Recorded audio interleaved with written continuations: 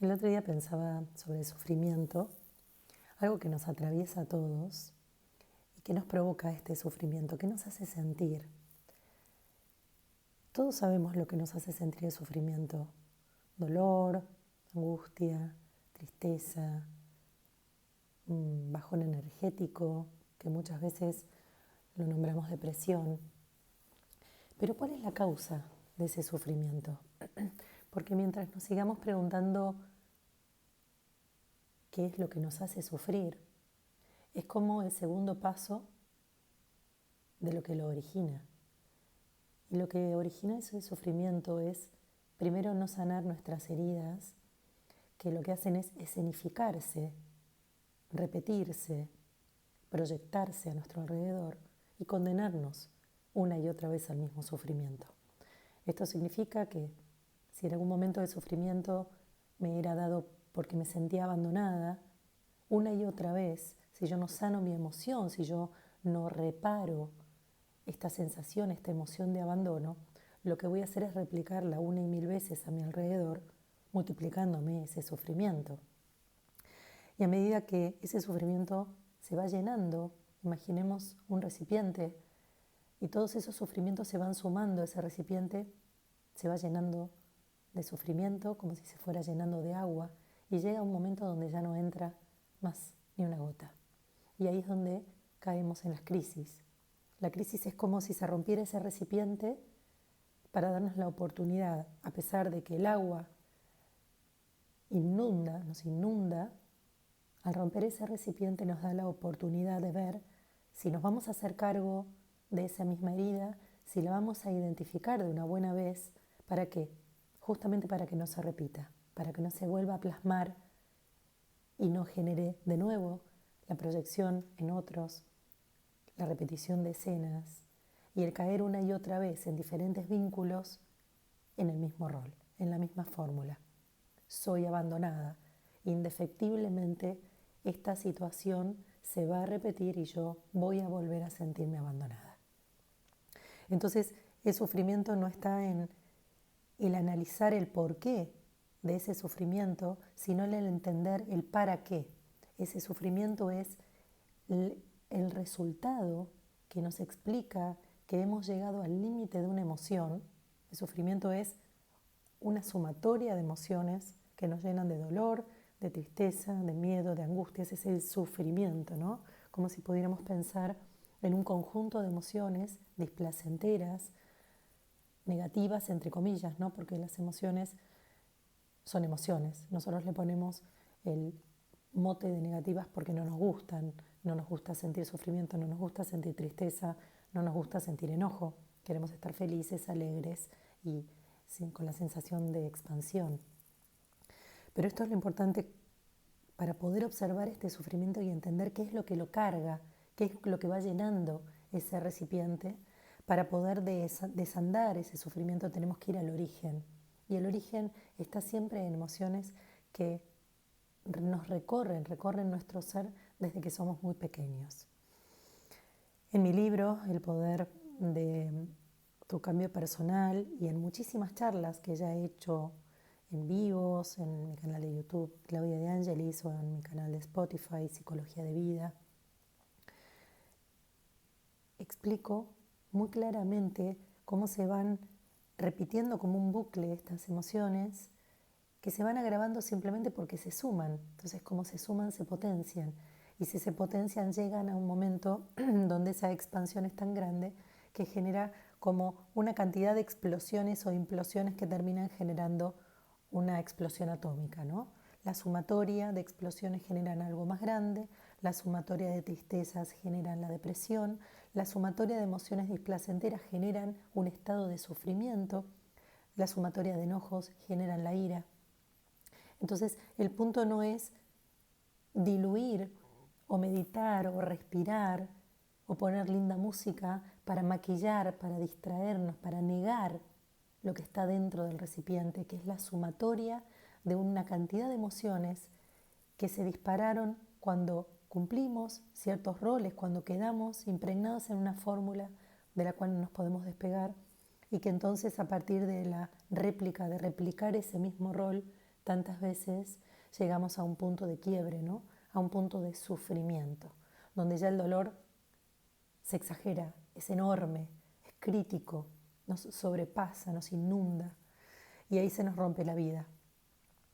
Entonces, el budismo dice que el sufrimiento viene del apego y es real porque cuando nos queremos apegar a diferentes situaciones, a diferentes personas, a cosas materiales, cuando necesitamos es porque sentimos un vacío. Entonces lo que hacemos es agarrarlo, tomarlo, asirlo y no querer soltarlo. ¿Por qué?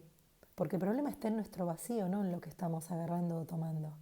Quiere decir que si eso que estamos agarrando o tomando se nos va de las manos, el vínculo se rompe o perdemos eso que teníamos, nos tenemos que enfrentar de nuevo a nuestro vacío. Y ahí nos estamos de nuevo encontrando con que hay algo que no está funcionando. Y ahí obviamente también puede venir una situación de mucho sufrimiento. Entonces, ¿qué es lo primero? Lo primero es entender cuál fue el rol que fui repitiendo a lo largo de mi vida que me va dejando en este lugar donde me vulnero, donde me lleno de un montón de emociones displacenteras que me van a traer mucho sufrimiento. Y que el sufrimiento no está en tener o disparar mi compulsión en comprar. ¿Por qué? Porque eso lo que va a hacer es debilitarme aún más, porque me va a volver más externa, me va a poner más en el afuera, me va a llevar la mirada al exterior. Y justamente el gran problema está en el fondo muy hondo de mi interior, en una herida que viene poniéndose en juego desde que soy muy pequeña, muy pequeño, y que entonces lo que hace es llenarse de emociones de mucho dolor, de miedos, de desamor, de destrato, de soledad, de desamparo. Y entonces ahí lo que hago es agravarme, desviarme de mi camino y sentirme que soy la víctima de mi sufrimiento. Y entonces ahí ya el desvío es enorme, me pierdo, me caigo a la banquina, me lleno de lodo y ahí quedo perdida. Porque si nosotros cuando sentimos el sufrimiento nos quedamos en un lugar y una posición de víctimas, entonces ahí quedamos perdidos en la melancolía de ese sufrimiento y ahí nos empantanamos aún más. Por supuesto que el sufrimiento y las crisis tienen un tiempo. El primer tiempo es de no poder creerlo, de no poder entenderlo, de confusión mental.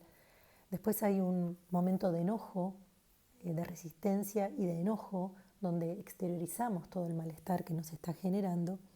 Después hay un tercer momento de mucho dolor, donde uno cae en ese gran sufrimiento de tristeza, de identificar las emociones que me van corriendo por dentro y luego viene la aceptación. Pero los ciclos no los podemos alterar e indefectiblemente nos acompañan hasta que llegado el momento de la aceptación, lo que hacemos es poder dar vuelta a la página. El sufrimiento es entonces una condensación de emociones displacenteras muy importante, del cual ningún ser humano está exento.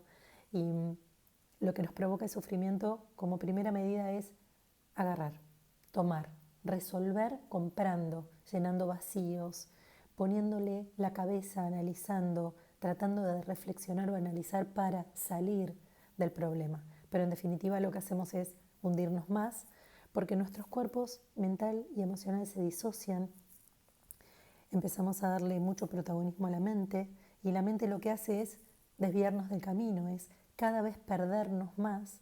¿Por qué? Porque todo ese mundo emocional creado por esa escena primaria, por esa emoción primaria, por esa herida, por esa etiqueta de ese momento de cuando éramos pequeños, no me refiero a escena primaria desde el psicoanálisis, sino esa escena primaria que nos ubica en un rol dentro de una fórmula.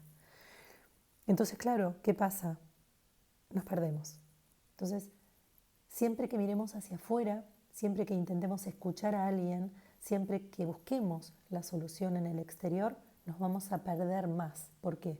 Porque nos perdemos de dónde está la solución. La solución está al principio del camino. Está en entender cuál es ese rol que repetimos dentro de esa fórmula polarizada, donde caemos cuando ya estamos muy desamparados y muy devastados en ese lugar totalmente de soledad, de vacío, de miedo, de desamparo, que tiene que ver solo con nosotros mismos. Al sufrimiento hay que desmitificarlo, hay que quitarle el poder y hay que entenderlo.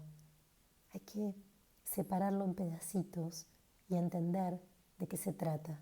Y esta pequeña charla, esta pequeña reflexión, tenía que ver con eso, con desmenuzar el sufrimiento y entender cómo se condensa, cómo se genera ese quantum de emociones displacenteras y cómo nos genera un quiebre, cómo nos lleva indefectiblemente cuando el sufrimiento está sostenido a una situación crítica. ¿Para qué? Para ver si se rompe el status quo, pero bueno, de esa manera no se va a romper si no hacemos durante el momento de la crisis una reflexión, un trabajo emocional profundo en el reconocimiento, en revivenciar ese cuerpo emocional que se fue condensando, que se fue agravando. La mente no puede responder a las emociones y la mente no puede darnos el alivio a nuestro cuerpo emocional. La única manera en que desactivamos ese quantum emocional es reviviendo escenas en estado hipnótico, en estado de meditación, donde podemos revivirlas a través de nuestro cuerpo. Recordando que el cuerpo nos regala el lenguaje, nos explica de qué manera la vibración de la emoción quedó estancada, pudo haber sido quedando como una enfermedad, quedando como un lugar en nuestro cuerpo que llama nuestra atención constante desde un síntoma, pero que esas son solo alarmas. Tanto el sufrimiento en ese estado exagerado como los síntomas del cuerpo nos están mostrando que hay contenido que tenemos que resolver. Y el contenido principalmente tiene que ver con desactivar las emociones del cuerpo. La mente no nos va a llevar nunca a la resolución del problema, sino que lo que va a hacer es intentar explicarlo, pero sin poder limpiarlo a fondo. Nos vemos prontito en más charlas breves.